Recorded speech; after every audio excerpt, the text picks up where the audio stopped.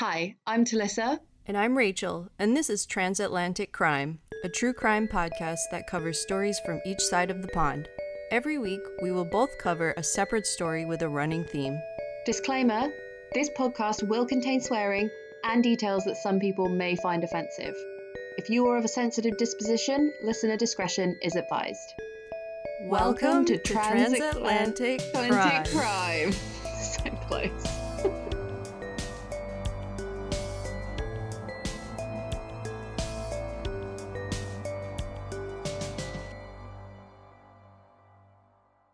Yeah, so Rachel, tell me about your road trip that you're going on.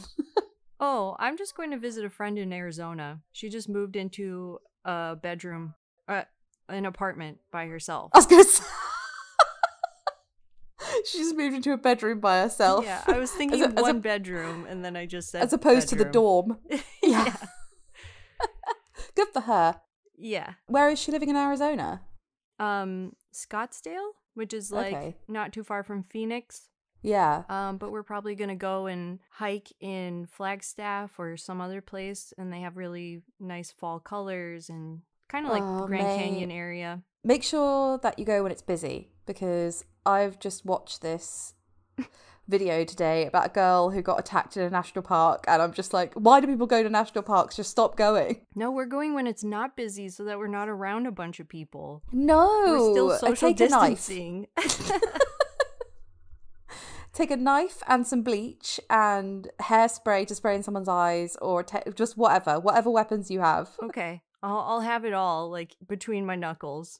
Yeah, fuck that. Although I saw a pretty cool, because I do the socials. I saw an advert for like, it's like a set of key rings, and it's like one of them is a torch and one of them is like just a very long pokey thing that it's basically not a knife, but like it's like a weapon. So you can't get in trouble for it being like a weapon. Yeah, but you could definitely use some damage with it. It's just like a metal spike, basically. A police officer is like, what is this? And you're like, it's just a pokey thing. It's my spike. Just poke things with it. Fucking poke your eyes out if you come any closer, mate. Yeah, yeah, and I kind of want one. Get it. So I'm going to, maybe have a look at that. And there's also those like knuckle dusters that are like a cat's ears as well, isn't there? Yeah, those are kind of cool. They look pretty cool. But knowing my luck, I would like fall over and stab myself with it. Like before I ever managed to protect myself. Yeah, 100%. Also, do you like my new headphones? I got rose gold pink headphones because I'm a basic bitch. Cool. They're alright, aren't they? And top tip, if you go on I know Amazon are evil, but if you go on amazon.smile.com or .co.uk, then every time you buy something you donate to charity. So that's how I alleviate the millennial guilt, is that way, even though they should be doing that anyway. If you go on that particular website, it gives money to charity. And if you go on the I can't remember what it's called, like refurbished or something, so like the box these headphones came in was massively dented. And they were like half price, but they're fine. It's just the box. Nice. There's also like a secret sex toy section on Amazon. Like I haven't managed to get to, but like apparently it exists. Well, all things I didn't know. I did know the thing about charity, but not the other two things. They are today's 3 Amazon hacks. You can have those for free. Even though Amazon are evil. They are so evil. I'm ashamed that I use them, but they're fucking efficient. It's very efficient. You can't argue with their delivery policy. Like, it's fucking second to none. This podcast is sponsored by Amazon. I fucking wish. Give me a slice of that Jeff Bezos pie. Yeah, so you're just visiting your friend next week. So that's what, basically, we're recording 2 podcasts in a week. Yes. So if something big happens in the next 2 weeks and we're not talking about it, that's why. That's why? Yeah. Yeah, because this has been... I'm not joking. I was writing this story till about... Like, you said, I can't make it till 7:30. And I was like, thank fuck. Yeah. Because at 7, I was literally going, oh God, what else can I do to edit this piece of shit I've written? But I'm pretty sure it's all good. Yeah, I got up at 7 a.m. to finish mine too. Oh, man. I was telling somebody that I was writing the story, and they were like, God, no rest for the wicked. I was like, Yeah, because I've just finished work, and then I sat down and immediately started writing again. But it's all worth it. It is. I don't know what it is. The past couple of weeks, I've been doing a lot of things last minute. So I don't know if it's a weird Mercury's in retrograde or some bullshit like that. I don't know. Oh, yeah, no. Well, everything's fucked at the minute, isn't it? Carly was saying to me today, she was like, my head is just so far up my arse. Like, I just keep getting stuff wrong. I keep, like, just fucking stuff up, like, forgetting things, like... And she's like quite a planner, and we're going to Cornwall at the weekend for a holiday. And she was like, I haven't even packed yet. She was like, I only knew about this holiday 3 weeks ago. I was like, 3 weeks is quite a long time. 3 weeks is a long time to pack. Yeah, and go on holiday in England. I'm driving you. Yeah. You don't have to worry about any of that. Just pile your clothes in the back of the car and you're good. She's freaking out. Yeah, I'm a really good and quick packer. And I'm the sort of person that's like, oh, if I haven't got it, I'll either buy it there or borrow it off someone or go without. I don't really panic if stuff isn't there. Yeah. I feel like Carly panics about like stuff going wrong or stuff getting broken, and I panic about people shitting in my heart. Like, I'm like, things can't hurt me. Yeah. I'm more on Carly's side. Really? I feel like I need a good couple hours to pack, even if it's just like a weekend thing. And then... Really? Yeah. But what are you worried about? Just anything. I don't know. You're just like, I could need this, or I'm going to regret not bringing this because I'll probably decide to wear it, and I'll be mad that I didn't bring it because I'll want to wear it. And then I'll say that about like 6 different things. Yeah, I kind of get it, but... And the weather, like, what if it's raining? What if it's hot? What if it's cold? You have to be prepared. Buy an umbrella. What are you worried about? But I have great news. We have another Patreon. Yay! Let's say hi. Yay! So, Abigail. Hi, Abigail. You're Abigail. Amazing. Thank you so much. You're awesome. Also, I messaged you asking you for your address so I could send you a sticker, and you haven't replied. Abigail, if you're listening to this, let me know your address. I want to send you a sticker. So yeah, that's how that works. But yes, and again, you have my undying love, as is per the contract. Great stuff. Speaking of stickers, we also have merch now. Yes, we do. That's such a good plug, Rachel. You're so organised. I fucking set up the merch and I didn't even remember that. But you can go to our Instagram page or Facebook page and it's posted there. And also on our Patreon? I don't know. I think I have to organise that, but basically it's Redbubble. Okay. So if you just go to the Redbubble website and then type in Transatlantic Crime, all the stuff will come up. So you can get a cup, a tote bag, a badge. I think that's it. But if you want anything else, like they do a t-shirt, that's the one. Yeah, they do all sorts of... I was saying to my friend... my friend, I think, well, she's basically like a friend of the podcast, so she started talking to me on Instagram, and she's like a friend of a friend, but she was like, oh, I really like your podcast, and I was like, oh, cool, and then we just got chatting, and she's really cool. She's called Ellie, or Elle, and she was saying like, oh, cool, like I really want to get this. I was like, is it fucking sad that I want to buy every single thing and just wear it around like a sandwich board? Yeah. Like a bit of casual self-promo. Gonna spend like 40 quid on my own merch. Yeah. So you can get that stuff, but you can get all sorts of things. You can get like a fucking mouse mat, a coaster, a water bottle. So if there's anything that you particularly want that isn't on there, then drop us a line and I can just like turn it on so that you can order that. But I thought I didn't want to like bomb people with options. Overload. I don't want to be like, look, I know everyone wants our water bottle, so I just thought t-shirt, badge, that seems like reasonable things that people would want. Yeah. But yeah, if there's anything else, then let me know, because they do absolutely all sorts, even up to like COVID masks. Oh, wow. That you Maybe can I'll get one of those. Yeah. Yeah, there's no way I can give it to you free, Rachel. It is what it is. The price is what it is, okay? Okay, what is this week's theme? I am in a bit of a spin. Cults. Yeah. Cults. Right, I want to raise this point. This is highly weighted towards you.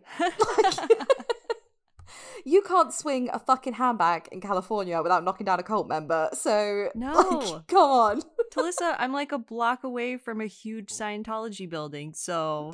That's what I mean. Like, literally, you could spit at a Scientologist from where you live. Yeah. I have a feeling that it's angry. completely empty, though. There's never any cars there. There's lights on, but no one's home. Ooh, not a metaphor. Yeah, exactly.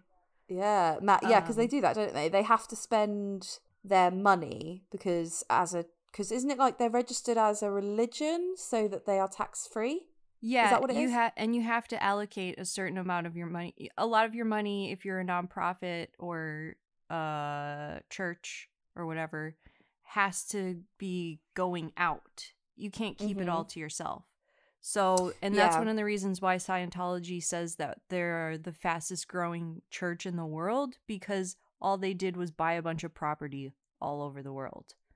Yeah. They didn't have to fill it, but they just have huge buildings. Everywhere. It's been a while since I had a little delve into like the Scientology rabbit hole, but my friend Sarah was saying, Sarah Joy, she was saying that they have a podcast, you know, Leah Remini? Yes. And the other guy that did what was it called? The HBO documentary? Yeah, what was it called? Going Clear. Going Clear, yeah. So they've got a podcast as well. And a woman from Nexium was on their podcast. Really interesting. So, yeah, Sarah said you have to listen to that, and I will do. Yeah. I've just been so shitting busy. But, yeah, I'll definitely have a listen to that, because cult members, like, it's like a crossover, like, you know, I just love it. Yeah, it is. And it's so, there's so many things that can go wrong. And because they're allowed to be, or because a lot of cults are like secretive, it's just so interesting and mysterious. Yeah. Well, I'll tell you this. Looking for cults in England was like fucking getting blood out of a stone. Really? Like, it's honestly, there's really not many. Oh. Like, I want to say there's like, well, unless you count like Scientology and stuff. Yeah. And there's something called like the Brederhausen or the Bruderhausen, and basically all cults in England, nearly all of them are based in fucking East Sussex, which is where Ron Hubbard had a house. Oh. The leader of Scientology, yeah. And that's where my friend Sarah is from. Oh. So she's absolutely obsessed with cults. Okay. So this goes out to Sarah Joy. So yeah, I was scratching around, but I found one that basically originated here. Cool. So, yeah. So I got loads of information from the Guardian article, and obviously our good old friends Wikipedia, and the BBC as well did a documentary on it. Okay, so I'm only going to say this name once. Okay. Aravindan Balakrishnan. Okay. Is the name of the man. Okay, but he became known as Comrade Bala. Okay. So that's I'm easier. just going to call him Bala from now on. He was born in India, but he migrated to Singapore when he was 10 because his father was a soldier. And then when he was a bit older, he enrolled into the University of Singapore, where even though people described him as quiet, he became increasingly politically active and believed that the government would have him thrown into prison if it came to light that he was a communist. So he was really into communism. Bala believed that the UK was a fascist state. And this was mostly, so I didn't really include this in the story because it was really long and had loads of like political parties involved. But it's basically Malaysia, where Singapore is, was a British colony. And communists there tried to take it over as a communist colony rather than like a British run one. Okay. And so he had a big problem with the UK, but despite these views, he emigrated here to the UK in 1963 because he got a scholarship at the London School of Economics. Lucky. So, yeah. So he was clever. And he married his wife Chandra in 1971. He gathered a following because he was staging various sit-ins and protests. And he attended demonstrations in London where he waved banners depicting the Chinese leader Mao Zedong and would lecture the crowds. This guy. So, he must have been a good speaker. Yeah. And he was born in, I know he moved to Singapore, but he was born in India, where a lot of people at that time were having like spiritual movements. Yeah, like the Wild Country, you know, the Netflix show. Yes. Like, you know, those like gurus and like spiritual leaders that all come out of India. Like he's a bit like that. Yeah, and there was a big, especially in America, there was like the whole yoga boom in the 70s and then the 80s, and which that reminds me of India. Yeah, if you haven't seen Bikram on Netflix, watch that as well. Yes. Because that's fucking mad. Not quite a cult, but kind of a cult. So in 1974, Bala and his followers were expelled from the Communist Party of England on account of their conspiratorial splittist activities, which I guess is separating the party, spreading slander and attempting to put themselves above the discipline of the party. So as a response to that, Bala set up the Workers' Institute, which later becomes the cult in question, and he launched his own publication, which was called the South London Workers' Bulletin, which accused the British Communist Party of being fascists. He likes to call everyone a fascist. Anyone who comes across him that he doesn't like, they're a fascist. Yeah. So between 1974 and 1976, his followers tried to build base areas in working class communities, primarily in South London, and they just worked ordinary jobs. Although this just makes me laugh. It's like, we fucking hate capitalism, but we have to get a job. Yeah. It's just like, you can't beat the system as it is. Still need that cash. Yeah. So Comrade Bala discouraged his followers from joining trade unions, describing them as agents of the imperialist fascist bourgeoisie. There it is again. And then his fucking beret just falls off. He's just like a philosophy student. In 1976, the more liberal members of his group had drifted away, leaving a cult of around 10 female members. This was the year that Mao died. So they all moved to 140 Acre Lane, Brixton, and called themselves the Workers' Institute of Marxism, Leninism, Mao Zedong Thought. That's a mouthful. Yeah, I mean, it's not very zingy. And then they called the house the Mao Zedong Memorial Centre. So, like, I'm not like a sociologist. Yeah. But obviously Marxism is like a type of communism. Karl Marx really liked communism. And then Lenin. He was the leader, I believe, of Russia. Yeah. So anyway, they've just named it after a shitload of communists, their party. 13 people lived on the premises, and they called themselves the 13 Comrades. 6 of them did, in air quotes, full-time revolutionary work, and the rest just had jobs to pay the bills.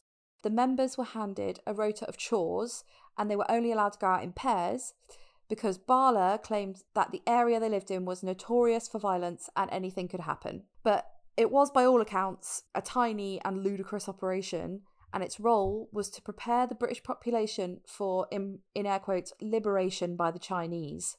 Ooh. Like, that's what they thought was going to happen in the end, and was thus regarded with amusement by the other leftist groups who handed out leaflets in the area. Like, the other hippies are laughing at you. Right. That's how ridiculous this is getting. So its followers were mostly fellow students and included Bala's Tanzanian wife, Shanda, and her disabled sister, Shobna, a lady called Josephine Heravel, who was a talented violinist from Belfast, Aisha Wahab, who had come to London from Malaysia at 24 to study quantity surveying, and she became so obsessed with Bala that she actually left her fiancé to go and join the party. Wow. And Sian Davies, who was a postgraduate law student. The things that they had in common were that they were all really far away from home, they all had family troubles, and they were all lonely. So they were like prime cult fodder. Yeah. In March 1978, the house they lived in was raided by police searching for drugs, and the group claimed there were over 200 police officers there. Now, this seems unlikely, right? Because I don't think the police have ever been that well funded. Do you need 200 police officers to raid a hippie house? Probably What are not. they doing? Going in shifts of 20? Yeah. Like, don't be stupid. So, following this event, the group went underground. They moved constantly, and Bala convinced them to cut off communication with their families, who were labelled fascist agents. Once the group was isolated, they survived on the allowance that Shanda received from the state as her sister's carer. First of all, Shan had some money, but then that ran out as well. So Bala told the followers that he was God and that he controlled the world outside. He also said that he was immortal and they should obey him if they didn't want to die.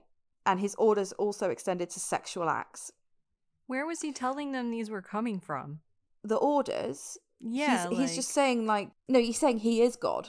Oh, so he's not saying that like somebody's, he's not like a prophet. Yeah, he's literally saying I am God. Okay. Yeah, so he convinced his followers that everything was controlled by him, from the sun to the moon to the wind and fires, and that he could overthrow governments, control natural disasters, and make people live or die. Really, dude? That's why you're sitting in a house in Brixton. That's why you're living in a shithole.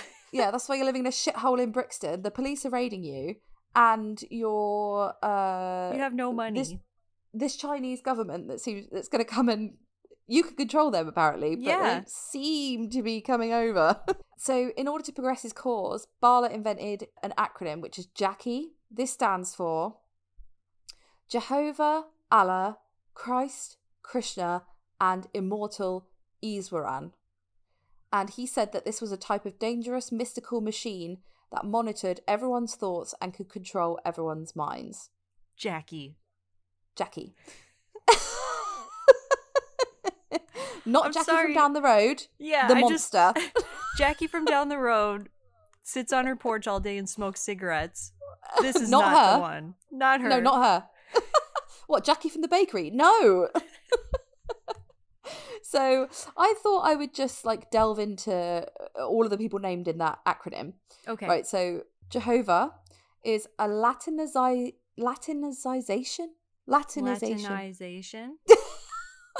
Latin version of Hebrew, and is one of the 7 names of God in Judaism.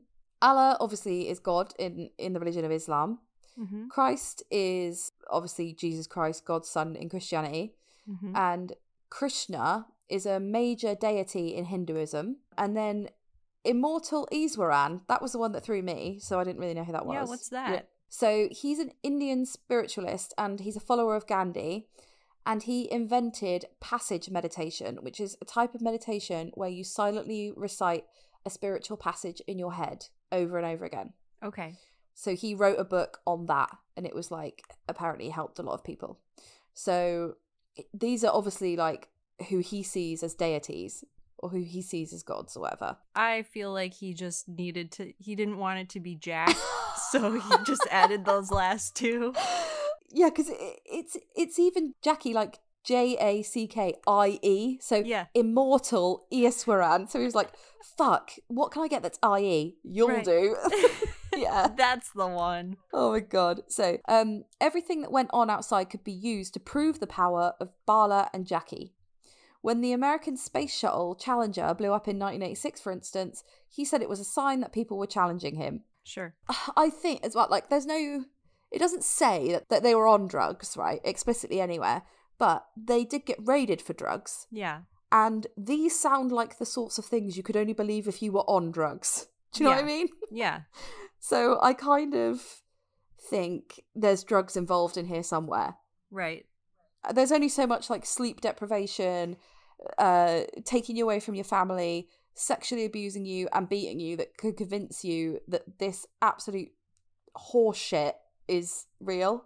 Yeah. So I kind of think he was probably drugging them, or they had drugs somewhere. Huge amounts of manipulation, I'm sure. Yeah, and also you'll see another way in which he managed to convince someone fully of his absolute power in a second.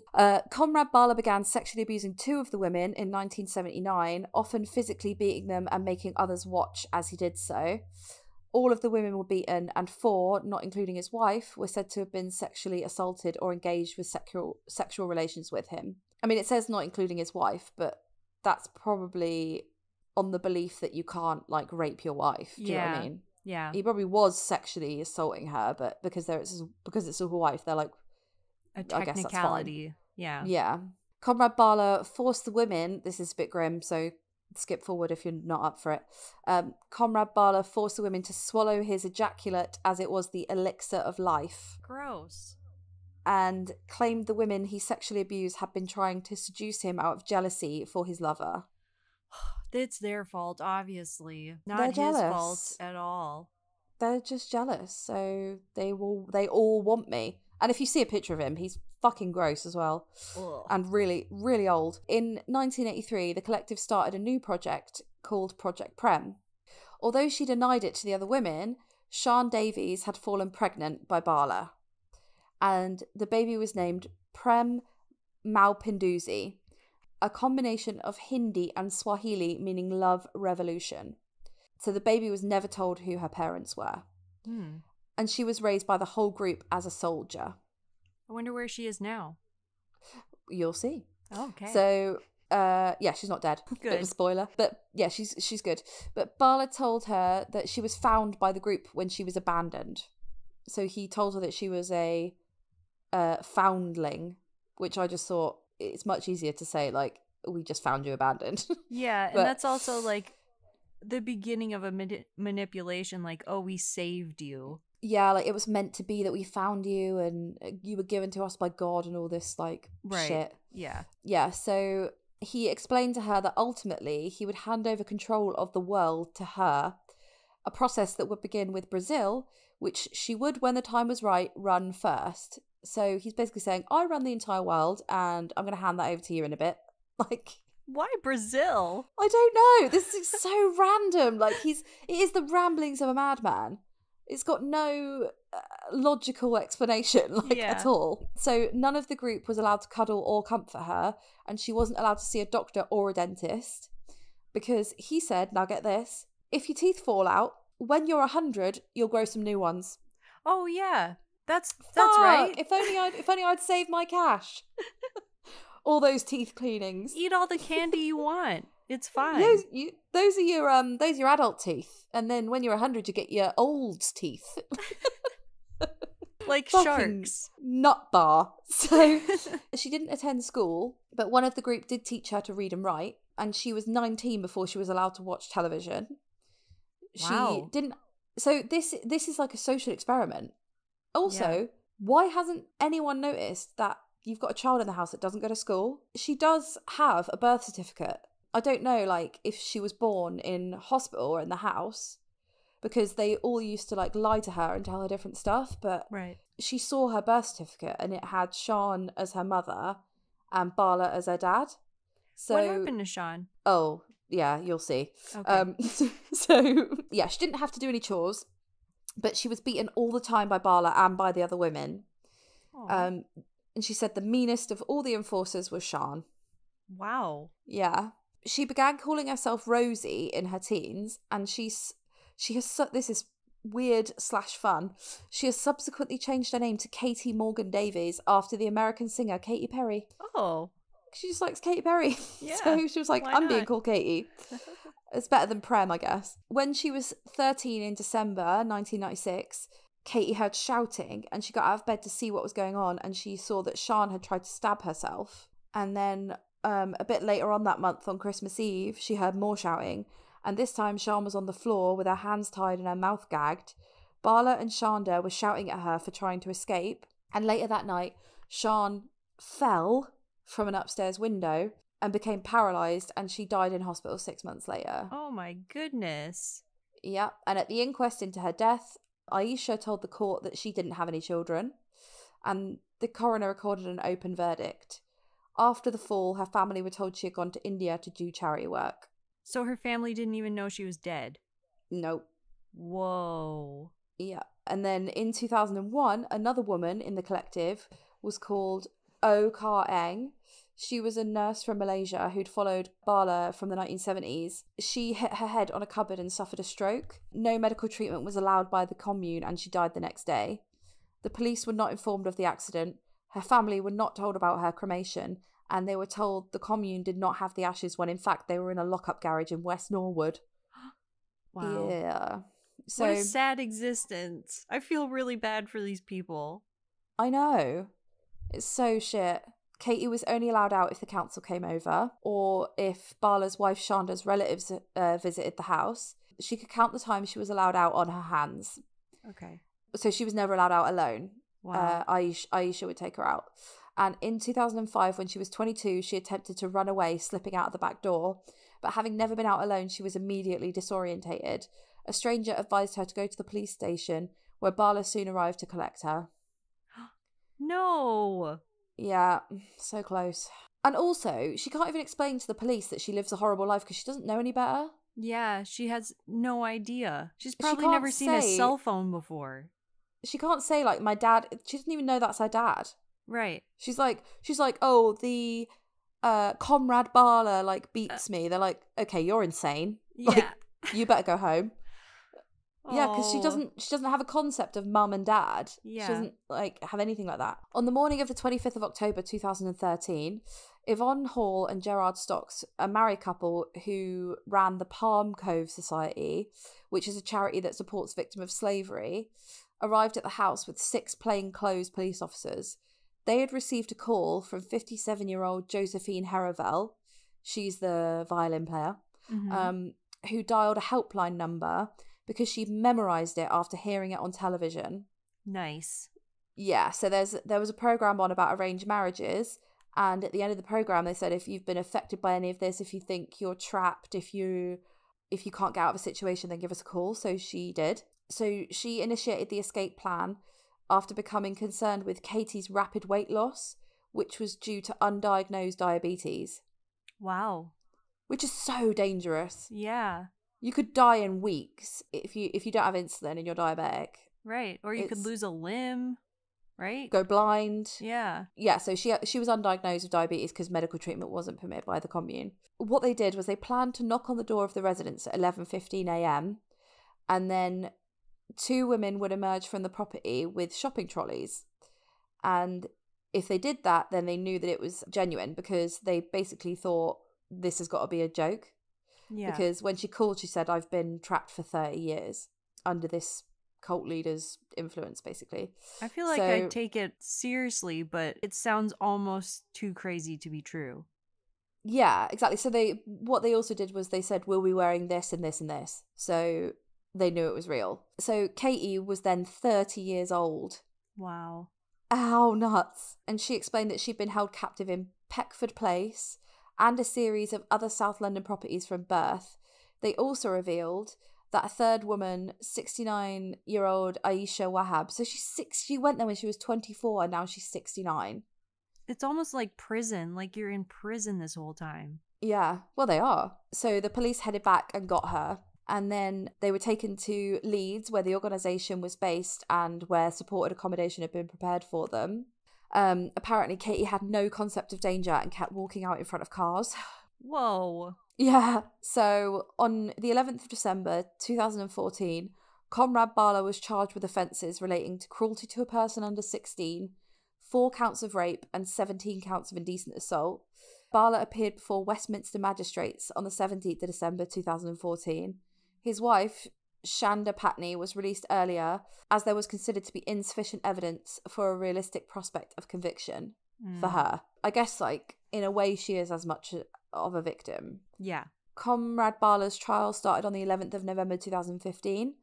During the trial, he acted as the only defence witness. That's on the bingo, surely. Yes. Acted as your own defence. Right. And, what a dick. And told jurors that a challenge to his leadership resulted in the 1986 Space Shuttle Challenger disaster. And that Jackie... Yeah, he's just spouting this bullshit on the stand. And that Jackie was responsible for the death of a Malaysian Prime Minister and the election of Jeremy Corbyn as leader of the Labour Party. I just imagine the judge being like, who's Jackie again? Yeah. Oh, don't make me read it all out. Yeah. Jehovah, Allah, Christ, Krishna, whatever his name is. Can we bring Jackie in here so she can tell her side of the story? Look, it's not really a person. It's more of a, like, concept. He's like, get off the stand. Oh, and also that really makes me laugh because basically Jeremy Corbyn was the leader of the Labour Party and he was up against Boris Johnson as the leader of the Conservative Party. So Labour is Democrat, Conservative is Republican. Everybody, where I'm from in Bristol, everybody really wanted Jeremy Corbyn to win. He's just like this. I love him. I think he's incredible. Mm-hmm. Loads of people hate him. They think he's a communist maniac. So I'm sure it's the same here with like Bernie. Biden. Oh, Bernie Sanders. Yeah, he is the English Bernie Sanders, like 100%. Okay. Yeah. But it just makes me laugh that like he's considered so communist that a communist mental has been like, I was responsible for getting him to be the leader of the Labour Party. Oh, that's really fueling the fire of people thinking that he's a mental communist. He isn't. You're not helping. No, you're not helping. Shut up. But anyway, on the 4th of December 2015, Bala was convicted of child cruelty, false imprisonment, 4 counts of rape, 6 counts of indecent assault, and 2 counts of assault. And on the 29th of January 2016, he was jailed for 23 years. Wow. Yeah, which is good. And he's old as balls as well, so he'll probably die in prison. The woman that called the police, she didn't denounce Bala and said he had been set up by the state. So I think her only aim in calling them to be rescued was so that Katie didn't die. Yeah. I think that's all it was. Like, I can imagine that they had spent so much time with her since she was a baby that they basically loved her. You would your child, right? Despite the fact that they fucking beat her and stuff and kept her in prison. But she didn't want Bala arrested. She just wanted Katie to be okay. So she was supremely manipulated. Oh my god, yeah.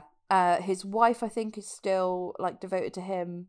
I think Aisha's in like sheltered housing and she's fine, but she said that whenever anything happens on TV, like a natural disaster or a government being toppled or anything like that, like the 2015, like the Paris attacks, the terrorist attacks in Paris, she was like, I was just convinced that's him.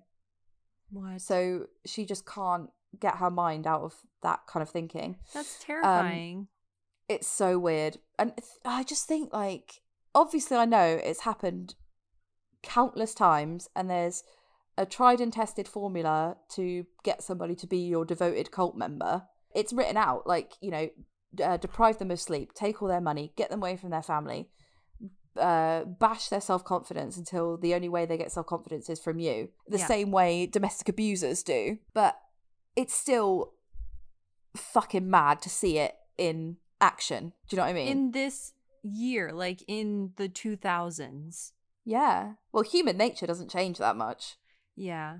Even if there's technology so much more in the world does. information now. I know. Yeah. So what happened to Katie? So Katie, this is a nice little uplifting end. Katie now has her own flat.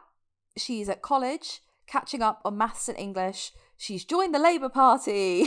Yay! and she thinks of being a counsellor to help others who have been similarly traumatised. Oh, that's great. Yeah. So that is the story of, oh God, don't make me say it again, the Workers' Institute of Marxism, Leninism, Mao Zedong Thought. Jackie. She's dead now, isn't she? Not that Jackie. Jackie Stallone. Oh, I don't know. I don't know anything about her. No, I'll tell you why. It's because she was on Celebrity Big Brother in the UK. And yeah. One of her like catchphrases that they played over and over again was her going, "It's Jackie." And that's what I thought you were doing, but you weren't. Sorry, that was super confusing for a second. I'm glad you explained that. That's hilarious. Yeah. There's so many good takes from that Celebrity Big Brother. Like, you just have to Google Celebrity Big Brother Jackie Stallone and, like, fucking hell. She's a maniac. It's really good I'm watching. always going to relate your story just now with, it's Jackie. Yeah, that was a crazy story. I had no idea that was in the UK. Yeah, I remember the story coming out, actually, because I remember it was like, woman in UK has been kept in a prison cult for like 30 years. And she was 30. So it was like, oh God. Yeah. So she did quite a few interviews and YouTube things and BBC things when she first got released. Which I haven't watched because I haven't had time, but I might watch them now. I've got like a load of background on it. Yeah. that would just be so overwhelming to enter into 2017 or whatever, 2015, and there's TVs and there's cell phones and there's books that you haven't ever seen, movies, food. She didn't. I don't know. Imagine all the culture you have to catch up on. Like, I feel like 90% of conversations I have with people are like, do you remember when that happened? That's my bread and butter, that is. I don't know what I'd talk about if I didn't have that. Yeah. Probably something relevant. And just normal things like, oh, here's some medicine for your cold. You got a headache. Do you want some paracetamol? Like, what? Yeah. That exists? I know. Yeah. I mean, I remember being really astounded when, have you ever had a cold and you have that stuff that you spray up your nose and it unblocks your nose instantly? Yeah. It is like black magic. If you've ever or you've been well, I sometimes use it if I've had a good old cry and I'm all snotty, and then you use that and you're like,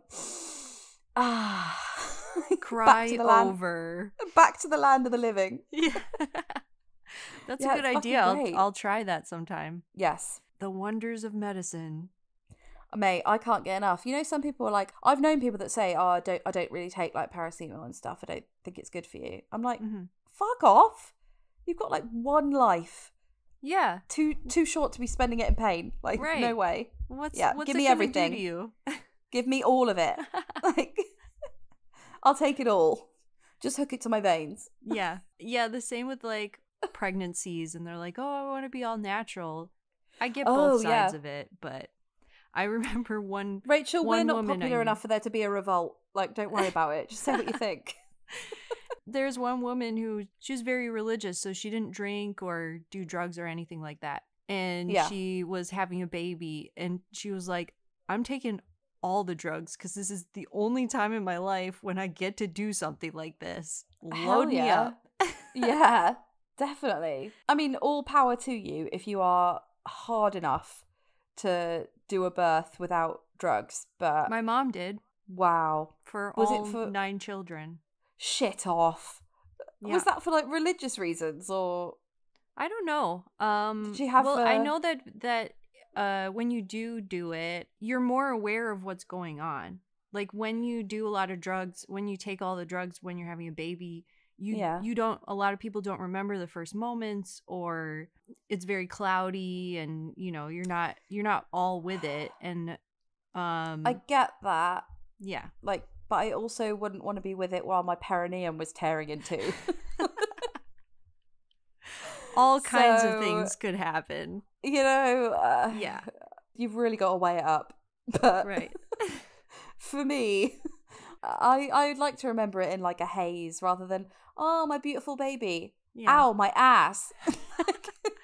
Ow, that really hurts a lot. Oh, my baby's so beautiful. Did somebody just fucking blowtorch my vagina? And then someone told me, when you have a baby and you go through all that pain, obviously you're like, oh my God, I'm never doing that ever again. But then your brain builds serotonin and makes you forget it. Yeah, I've heard that, yeah. Yeah. Loads of people say that you can't really remember it. You can remember it, but you don't remember the feeling of the pain. Right. I don't know, if I try, what's the most painful thing that's ever happened to you? I don't know. I've had insane migraines before. Yeah. And those are just I can't move, don't turn a light on, I can't look at anything. Yeah. Those are pretty bad. And then, I don't know, I've never broken anything, so I can't say that that's the worst. Apparently gallstones are bloody horrible. My mum had gallstones, and she is fucking hard.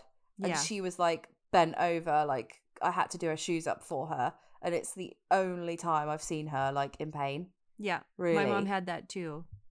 Really? Yeah. Apparently that's really bad. I think the most pain I've ever been through was when I had that jaw surgery. I had to have my jaws broken and moved for a dental thing. And I basically had drains in my face.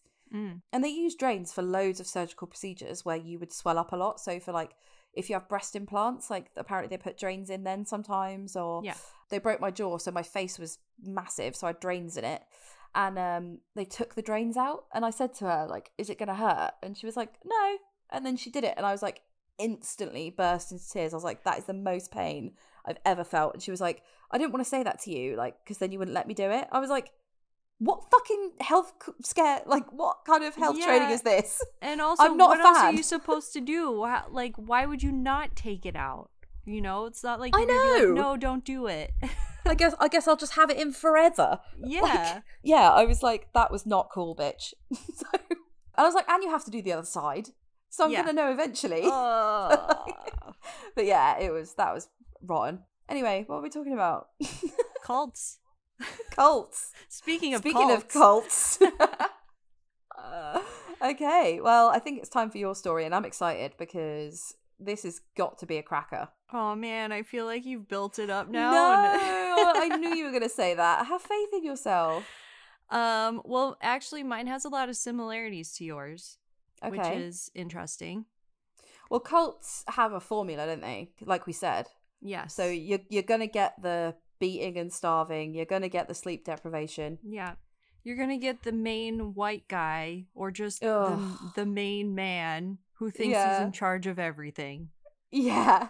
I am God. You don't look like God. Okay, hit me with it. All right, so mine is the House of Yahweh. Have you heard of them? No, but on my Jewish research, Yahweh is how you say God in Jewish, right? Yep. Thank you, Wikipedia. Thank you, Jackie, for delving into Jackie. Talicza, are you tired of being lied to? Are you searching for the truth? Then you might be interested in the House of Yahweh. The Tree of Life is the only work prophesied in your Bible to teach the truth in the last days. Okay. I'm not saying no straight away, but I think I need to know a bit more information. Okay. Based in Texas, let's get into it. And at the end of it, you can tell me how you feel. I'll tell you if I would have joined this cult. Oh, by the way, so there is a podcast from a couple years ago, and it's called We're in a Cult. And they basically, every week, I think they only have like 8 or 10 episodes, this guy and girl say that they've started a cult, like they pick a cult every week, and they choose elements of the cult that they're implementing into their cult. Oh, and they basically make fun of it. So, like I told you, when I first broke up with my ex, I was a gnat's cunt hair away from joining a cult. That's what they prey on, the emotionally drained people. I was vulnerable with a capital V. All right, well, let's see if you're interested in this one. Okay. Based in Texas, the House of Yahweh was formed in 1974 by J.G. Hawkins and younger brother Buffalo Bill Hawkins after J.G. Hawkins went to Israel for a 7-year pilgrimage, and he returned to Texas claiming that he found proof of Yahweh's name, although I didn't see anywhere of that proof. He just said it. There's so much going on there. Like Buffalo Bill? No. 7-year pilgrimage? That seems long. Yeah. So that seems like a holiday. That seems like you lived there. Then you came back and called it a pilgrimage. Like your rent ran out. Like... Maybe you ran out of money and you had to stick around in a house somewhere for a couple years. Yeah. Definitely. So JG changed his name to Jacob and began the House of Yahweh in Odessa, Texas, where he preached doctrines such as following the Torah and Jewish festivals, referring to God as Yahweh, and waiting for their Messiah's coming. So they are Christian, but they started implementing the teachings of Judaism into it. I was going to say, this sounds pretty Jewy. A little bit, but I don't think in any way are they related to... They are more Christian than Jewish. Okay. I would guess that the Jewish people would distance themselves from these people. Highly denounce this group. So JG's brother, Buffalo Bill, encouraged him to do this and agreed with the teachings. So we're going to talk more about Buffalo Bill. The name doesn't fill me with confidence. He earned his nickname from one of his older brothers. He was born in 1934 in Oklahoma. Well, he was born into 8 children, so it was a big family. Yeah. He dropped out of school by 5th grade, which is 10 years old, and he was married by 18. However, she left him after a year after she discovered that he was cheating on her. They're 18. Oh. Yeah, I mean, who who weren't you cheating on when you were 18? Don't get married at 18. Jesus Christ, no. He then moved on to another woman, Darlene, and while he was still legally married to his first wife, he married Darlene and they had 4 children. Still married? He's still legally married, even though his wife, she just up and left. And there's a lot that happened with him and Darlene and the 4 kids about how Darlene is Native American and he would like steal money from her and convince her to give him some of her Native American like reservation land and all kinds of stuff that I just kind of skipped over. Yeah, I mean, haven't the Native Americans been through enough without you turning up? We don't need guys like you around. Definitely not. Bill was called by some as the kind of guy who would always try to make money if he could. Throughout his 20s, he had various jobs, including selling defective ice makers to unwitting customers. Sorry. I really wanted to get more into that, but I couldn't find anything else about that. It was just like, that one sentence. It's so annoying, though. Yeah. I imagine it like, oh, God. Anyway, sorry. I'll do like a fictionalized short film on it of like all these angry people who got defective ice makers. I would be furious if I got a defective ice maker. Ice makes stuff so much better. Like, it really does. Imagine you're boiling in Texas. Yeah. Sorry, the height of summer. Yeah. Oh, don't worry, Bill. I'll get you a nice... Don't worry, I'll get you a nice frosty... No. You want some iced tea? Never mind. Just hot tea. Lukewarm tea it is. So he did that. He was also a door-to-door Bible salesman. He operated a welding shop behind his house, and he hosted a radio show with his brother where they would answer questions about Bible prophecy and the Mosaic law of the Old Testament. He would frequently beat his wife and children, and I guess that I didn't finish that sentence. Well, that's not very Christian. Beating your wife and children, not finishing sentences is fine. He just didn't treat them very well. You just prick. Yeah. So he soon applied to be a cop in Abilene, Texas. Around this time in 1972, one of Bill's children found him in bed with another woman. Darlene left him and took the 4 children back to Oklahoma. Keep it in your pants, mate. You've already lost 2 women. Just wait, Talicza. Oh, God. Horny cult leaders. Yeah, like, you gotta work through some shit, dude. Anyways, by 1976, Bill had met another woman, an Abilene resident named Kay, with whom he had a child out of wedlock. Ooh. Call the church elders. He also wanted to be ordained as a minister of the House of Yahweh. So by that time, the House of Yahweh was a couple of years old. His brother was mostly preaching, and then he wanted to be more part of it. He saw like his brother with a little bit of success, and he wanted that too. Okay. And he also took speech lessons around this time, or like speech giving classes. Yeah. Like public speaking. Yes. So this part is a little bit complicated, so I kind of just took it verbatim from a website called aworlddeceived.ca, which kind of... .ca? Yeah, I think it's California. Canadian. Oh, Canadian. Yeah. It looks like a very Christian website who exposes, like, cult Christians who are using the faith as, like, ways of, like, bettering in, like, bad ways. Like cults do. What's it called? Self-preservation, or like making money for themselves. Yes, exactly. Through God. Yeah. So it's like, it's very preachy, but it's also like they're doing this for themselves, and this is what the Bible says that you shouldn't do that. So they have like a list of all these different cults, and it's like in capital letters sometimes. They're like, you should not do this. Jesus tells us not to do this. Well, if it's in capital letters. Yeah, you gotta listen. You gotta listen. Okay, so this is what that website said. So Bill was still legally married to his first wife, who by then was long gone. By 1976, 24 years after his first wife had left him, and 4 years after his second wife, Darlene, had left him with her 4 kids, he wanted to marry Kay. So he filed for divorce from his first wife. By filing for divorce himself, Hawkins was legally acknowledging that he had been married to his first wife throughout his marriage to Darlene. Yeah. A clear-cut case of being married to 2 women at the same time, which is considered polygamy. Yeah.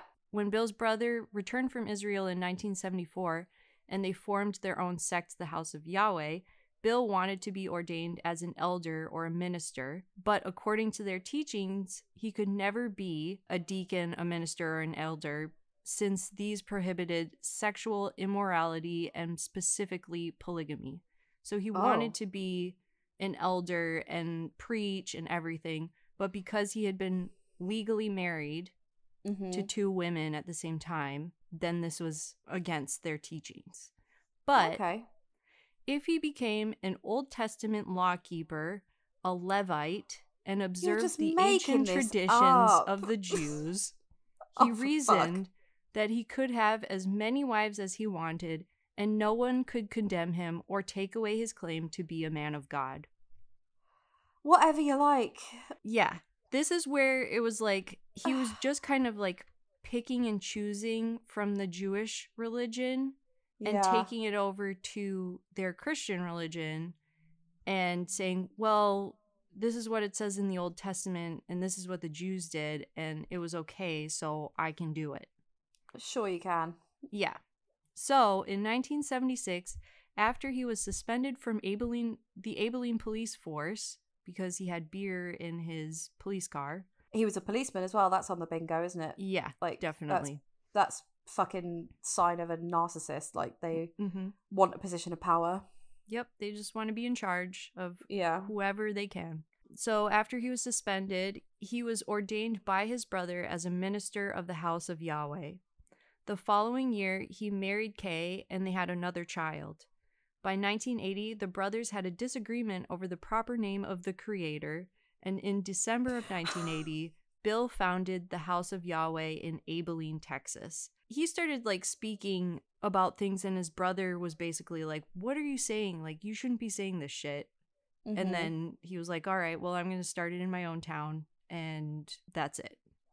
If you ask me, that's what the brother did in the first place, so whatever, like, potato. I think that the brother was more like, here's what I learned in Israel. I think he was more well-intentioned. Here's how it can help you. And then Buffalo Bill saw how people were listening to his brother and was like, I want that power. I'm a narcissist. Yeah. So Buffalo Bill changed his name to Yisrael Hawkins, which is pronounced like Israel, but he spelled it Yisrael. Oh, stop trying to be cool. Yeah, I know. Sound like something Chris Martin would call his kid. I've never seen anyone with that name ever. No, I can Jacob, talk, but not Yisrael. No. So he changed his name to Yisrael Hawkins and began preaching that he and his brother Jacob were the 2 witnesses mentioned in Isaiah and Revelations, saying that a dream he had when he was 17 proved that he and his brother were prophets. I'm going to have to take your word for that. I have lots of dreams, Talicza. Yeah. Spouting. I had a dream. I pulled a whole fucking eyelash out of my eye. Like a false eyelash. Yeah. Like a whole string of false eyelash. I had a dream. I pulled that out and I was like, that's got to mean something.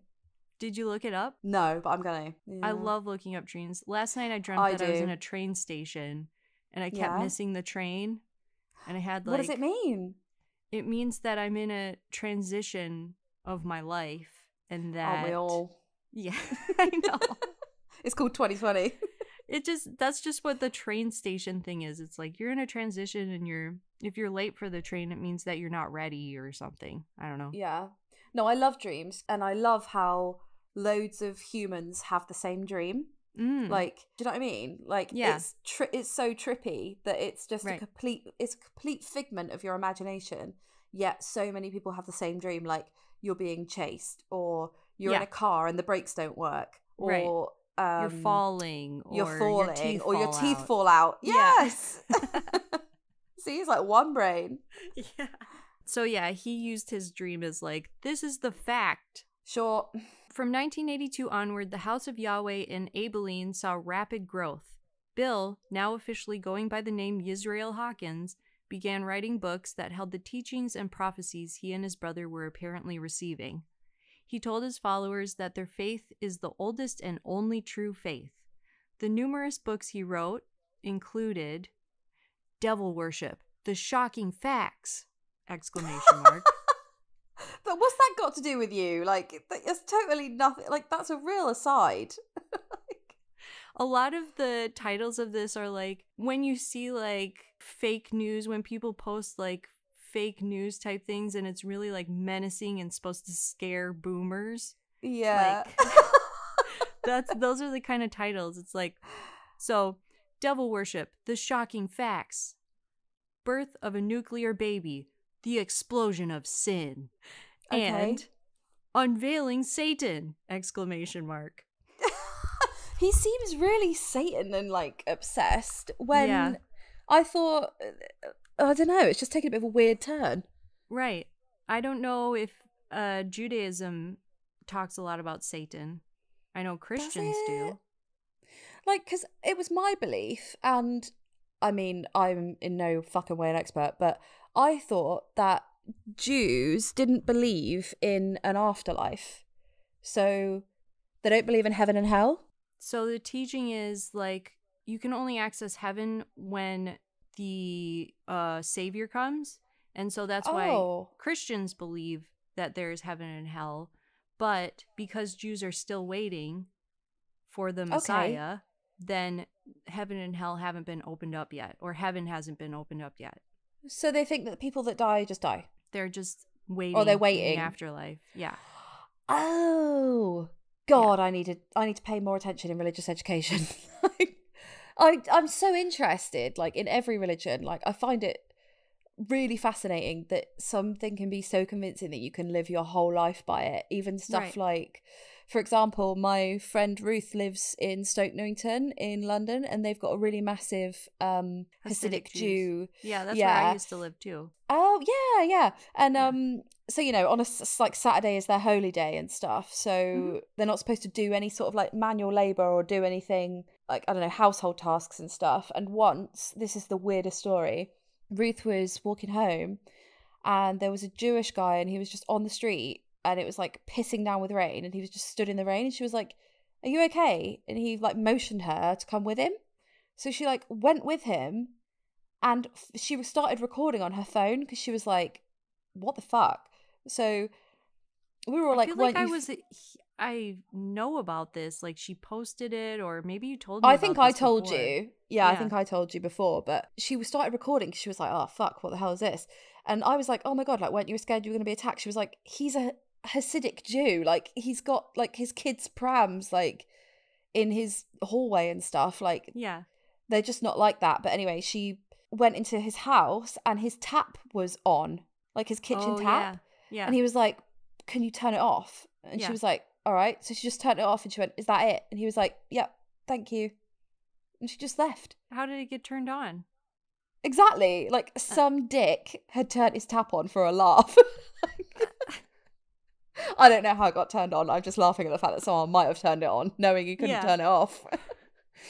But yeah, how weird is that? Or maybe one of the kids did or something. Yeah, probably the kids. But yeah, I think I'm going to Google that after this. Like, why the hell can't a Hasidic Jew turn his tap off? But it fascinates me that you would follow a faith so much. Yeah. You know? Like, yeah. I mean, obviously I was raised Catholic and I still am, but I just feel like with every religion there's all these rules that weren't, like, they were basically made up by men for control. So it's like, I feel like, and I feel like you have to look at a lot of the rules and be like, what is the benefit of this? You know? A lot of it's shame as well. Like, exactly. With Catholicism, there's a lot of shame and like Catholic guilt. Yeah. Mm-hmm. especially around like women's sexuality and yes, the whole sex before marriage thing and no contraception and right, every life is holy and stuff. And it's just really all of those rules are really just downtreading women, like just making women less powerful, less autonomous. Well, speaking of that, Talicza, what's gonna happen in this fucking I feel like shit we've show? gone off on a huge religious tangent, so I'm bringing it back because you kind of started talking about something that's about to happen. All right, okay, go on. Where was I? Okay, so those were his titles of some of his books. He also was the primary editor of the Book of Yahweh, the Holy Scriptures, which, according to the House of Yahweh, is the most accurate translation of the Bible out there. Well, so according to them, you would say that. Yeah. So Hawkins' teachings held a mixture of Old Testament directives on diet and cleanliness, New Testament beliefs in Jesus, and Hawkins's own prophecies rooted in the Book of Revelation. He was also like a really clean freak. Okay. They say that when you enter the church or house of prayer or whatever you want to call it, you have to spray yourself with disinfectant. You have to take your shoes off, spray your feet or whatever with disinfectant. The men and women have to sit on opposite sides, and there's just disinfectant involved everywhere. Jeez, that happens with mosques, but they wash with water, not disinfectant. I'd be like, this is going to stain my dress. Like, do we have to... This is my Sunday best. Yeah, that seems crazy. Yeah. Hawkins also began making end-of-times predictions, specifically directed towards Y2K, or people who are listening who were born after 2000. Y2K That's is what the we year called 2000. It. That's what we called it. Do you remember any of it? Were you scared of anything happening? Millennium bug, like it's all the computers are gonna fuck up. All the computers are gonna start over to the year 0 and everything's gonna shut off. Oh my god. It was madness. Yeah. Like all the banks are gonna fuck up, like money's gonna start spurting out the cash points, like just mental shit. And then New Year's happened and nothing happened. Everything was fine. This is what makes me laugh about doomsday cults, where they're like, oh my god, it's all gonna happen on the July 2020. Yeah. Actually, I meant how do you get out of that? Well, you'll see. He was interviewed in 1999 for a documentary for Channel 4, where he told them 4/5 of the world's population is going to be wiped out between now and about the middle of the year 2002. Mark it on your calendar. 4/5 of the world's population. When the interviewer asked him what would happen if this didn't come true, he replied, "There's no possibility that it could not take place, just as I have told you." I can't wait to hear where this chump is now. Well, you won't be happy about it. So his preachings on the Second Coming were convincing. He used super science, his own translation of Hebrew, and Bible quotes as convincing facts. One member described his teachings, saying he proved everything. It all made sense. He attracted people from all faiths and walks of life. What's super science? It's just like something he made up. Something that's less mainstream, I think. I just see it as like a boomer. Like, this is super science, so it's fact. God, the boomers are getting a hard time tonight. Lost that audience, they're gone. I just see so much of it now. I'm just like, I know. I this totally is get you. completely directed to that age. Yes. To that demographic. So followers began moving on to Hawkins's 44-acre compound in Abilene. They came from around the country and soon from around the world. California, New York, Tennessee, and Georgia. And then some came from Africa and continental Europe. At one point, there was a compound started in Africa, and they made their own doomsday shelter because they believed him so much. If it's a compound, it's not a good thing. Yeah. If it's called a compound. Yeah. Not great. By the 90s, about 300 members would change their names to biblical names, and they also took Hawkins's last name. So there was about 300 members with the last name of Hawkins. Confusing. Followers lived in mobile homes surrounding the sect's compound. Sect, not sex. Oh. I was like, I wondered when the fucking was going to come in. Yeah. They soon built wind generators, a cafeteria, a food processing plant, and dozens of tractor-trailer rigs holding canned goods. The land also had a few stores carrying toiletries and clothing homemade by the residents of the compound. Hawkins forced his followers to purchase their land and trailer homes for much higher prices. Yet the land deeds would remain under the House of Yahweh name. So technically, he just still owned it. He just told them they had to pay to live there. So I guess, are they living off savings or like, how are they earning their money? Yeah. Yeah. Yeah. He also convinced followers to buy their own products that they were making and selling, as products from the outside were seen as, in quotes, unclean. Again, with the disinfectant. Yeah. Many of the children on the compound were made to work, and all of the workers were paid barely anything. So, in 1991, Jakob died of cancer, and the Odessa branch, which was the original branch, became defunct. The Abilene sect grew even larger. Hawkins began preaching that he was the lone witness to the prophecies, and he surrounded himself with guards, who were members who went to training in martial arts and pressure point maneuvers. Why'd you need that? He just started to get more paranoid because his brother died, and so we'll get into it, but there were, in the news, more people were talking about like cults and Christian cults and things like that. So he was getting paranoid that the government was watching him. Oh, okay. Jim Jones had bodyguards, didn't he, as well? Yeah. According to Hawkins's wife, Kay, on July 24th, 1993, an elder gave the sermon that polygamy was now a law in the House of Yahweh. This opened up the doors for Hawkins to begin pushing the idea of polygamy. He began marrying different members, saying like members who had left their families to come join the compound.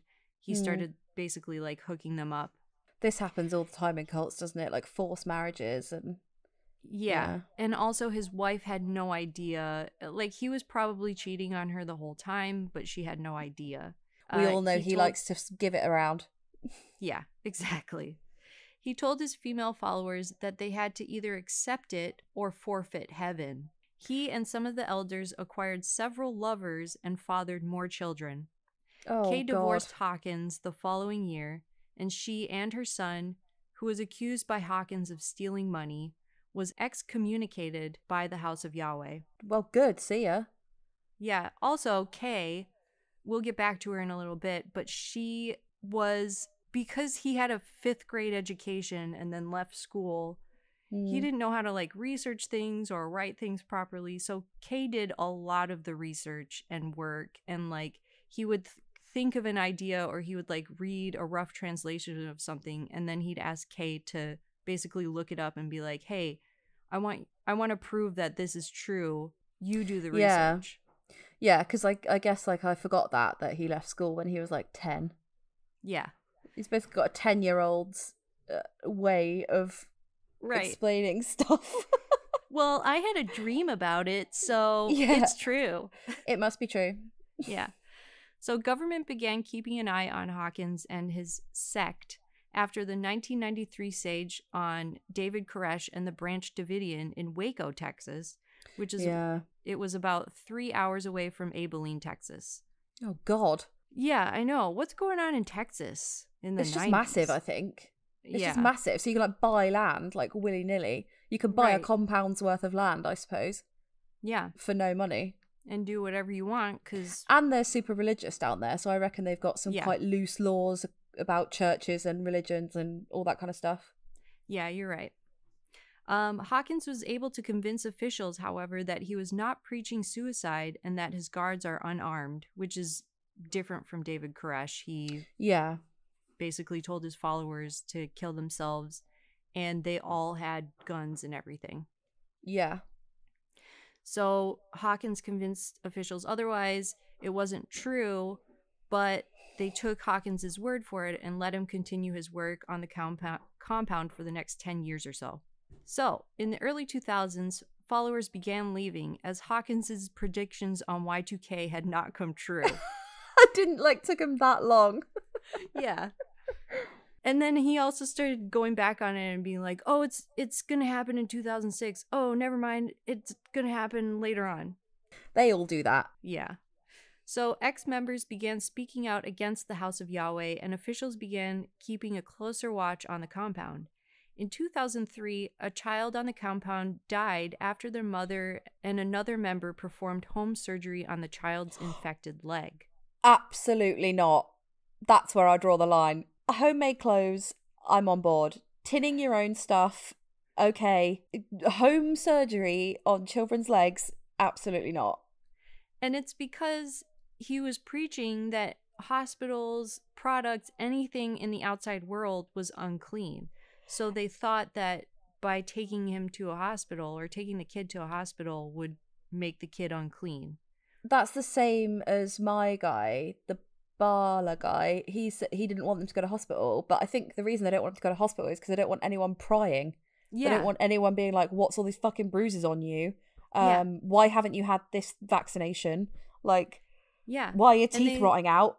Right. And for one of the articles, they interviewed someone who is or was a member at the time of them interviewing, and they're like, yeah, we don't want to leave the compound because we know how influenced we'll get by the outside world, and Israel doesn't want that to happen. He just basically told them, like, if you leave, you're gonna stray from our faith. God. And yeah, you're not going to get to heaven. So the mother was sentenced to child negligence.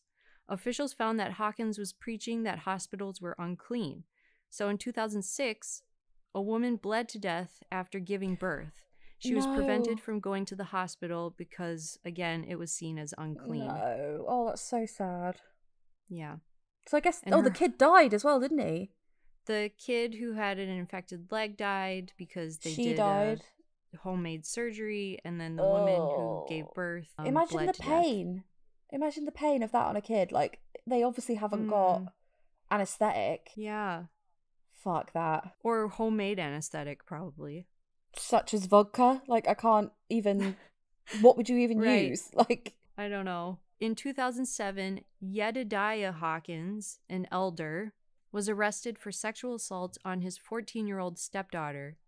Ex-members said he was planning to marry her, while current members claimed that that was untrue. Adaya was sentenced to 30 years in prison. Good. That's a good sentence. There must have been some fucking good proof. Sexual battery. Well, first she reported it when she was 14 and said that it was going on since she was 8.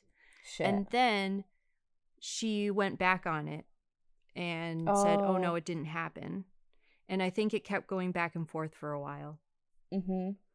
And sometimes, like, the state can push forward with a conviction, even if the person who's been abused or assaulted says, no, I don't want to press charges. It's the same in England. Like, the police can step in and say, well, we're taking the choice out of your hands because we think there's enough to prove that you have been. Yeah, exactly. So there must have been enough proof for this elder Adaya to be sentenced. Yeah. So, I don't have much more. In February 28th, Yisrael Hawkins was arrested on 4 counts of bigamy and child labor violations. He was released the following year as he pled no contest and his trial was canceled. He was charged a $2,000 fine and served 15 months of probation for each cause. Each case. Okay, so how much is that in all? Not a lot. So I guess if it's just over a year probation, which that could be anything. That could be like you're allowed in your house, trash, or you're just allowed to go house home arrest, and do whatever. Not always. Not even that extreme. What the fuck? I know. He had like $100,000 bail, so I think he probably just had the money to pay the bail, and that was it. Ugh.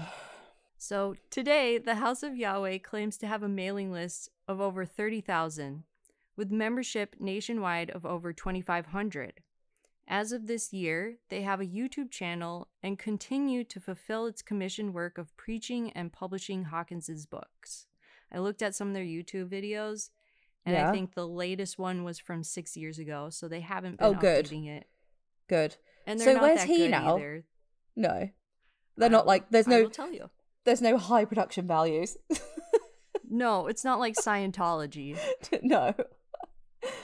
This past January 2020, 86-year-old Hawkins released another book revealing biblical evidence of the purpose for mankind and the prophetic job of the House of Yahweh. So he's still going. He's still doing his thing. Dude, die already. Like, 86. People are fucking done with your preaching. Like, oh. Yeah. Kay, who still lives in Abilene, wrote her own account in the book The House of Yahweh, My Side of the Story. Ooh. It took her 17 years after the divorce for her to finish it. She said it helped her heal, and she hopes it might help other former House of Yahweh members. And that is the story of House of Yahweh. Wow, that was great. It fucks me off they're still going. That's really annoying. And I specifically found an article, and it was like, here's some strange cults that are still going. And I was like, there you go. Yeah. He'll knock off soon, though. Hopefully COVID will get him. But then it might be like Scientology. Like, someone might just slip into his place. Like with, right? And I feel like he's not the one writing the books. He's probably got someone helping him. So when he dies, then that person will continue writing the books. Yeah, like, you know, Louis Theroux did a documentary on, what are they called? Those people who hold up signs that, like, they picket funerals and stuff. Oh, yeah. Oh, Westboro Baptist Church. Yes, there's a girl who left, and she's, like, speaks against them now. Yeah, and I listened to her audiobook, and it's so good. Megan Phelps, she's called. Yes. I would highly recommend her book, and also he's done, like, Louis Theroux's done like 3 or 4 documentaries on them. So he did The Most Hated Family in America, which was the first one. Then he went back and visited them again, and obviously a few people had left at that point. So he then found the members that had left and interviewed them and found out what happened. And then the third one is about Megan, basically, and you see, like, flashbacks of her being like, no, I'm never going to get married, and like, no, I'm never going to do this because I'm a servant of God. And now she's married to this guy who basically, like, because they had a really limited contact with the outside world, she started playing Words with Friends, which is like which is just like an app, which is like a Scrabble basically on your phone. And she started playing Scrabble with this guy, and then he's like is he like a senator or something, or like he's a governor or a senator, or he's like high up in politics. But she started talking to him, and then they got married and had a kid. Like, she met him on an app. Right. And I think the significance of her is that she's the daughter of the founding members. So she was like very like indoctrinated. And then when her now husband started talking to her, she just started questioning everything. And he was like asking her questions, but not aggressively, and not trying to prove it. Right. And just conversationally. She was saying, like, everybody hates us, and everybody just, like, says to us, you know, you're fucking horrible, and blah, blah, blah. And, like, that just proved to her what her mum was saying and what her granddad was saying about the outside world being horrible. But then she was like, then this person started talking to me, and they were perfectly nice.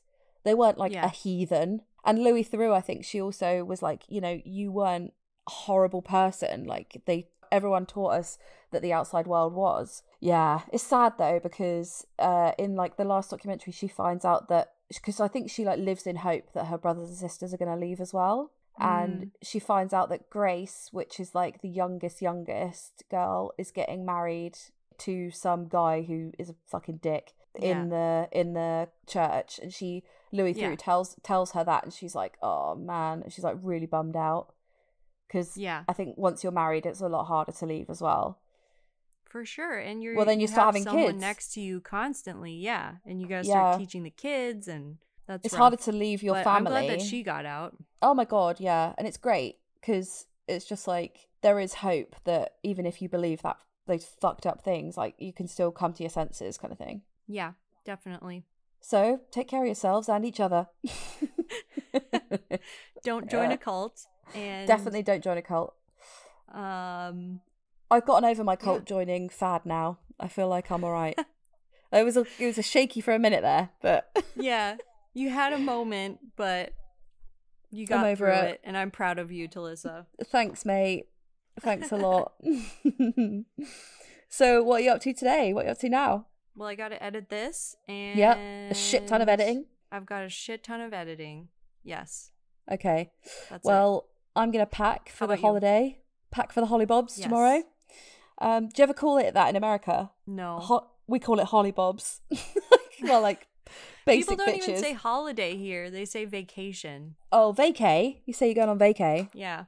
And now, like, everything on my slate is clean, so I don't have any work until Tuesday. I don't have any podcast stuff until Tuesday. I'm a free agent. I'm going to run into the sea naked, Rachel. I just feel so free. That's my aim. Yeah, that's my aim next week when I go to Arizona. I'm just going to find a pool. Jog in the forest, and I'm going to sit in the hot tub. That's what I'm going to do. Oh, yeah. Oh, man. Well, yeah, see you next week when we report back on our lovely holidays. Yeah. Have a great time, and thanks to our listeners. See you next week. See you next week, peeps. Bye. Thanks for listening to Transatlantic Crime this week.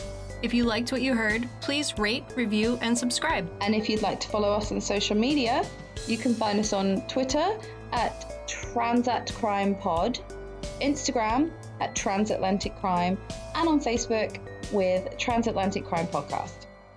Thanks, bye.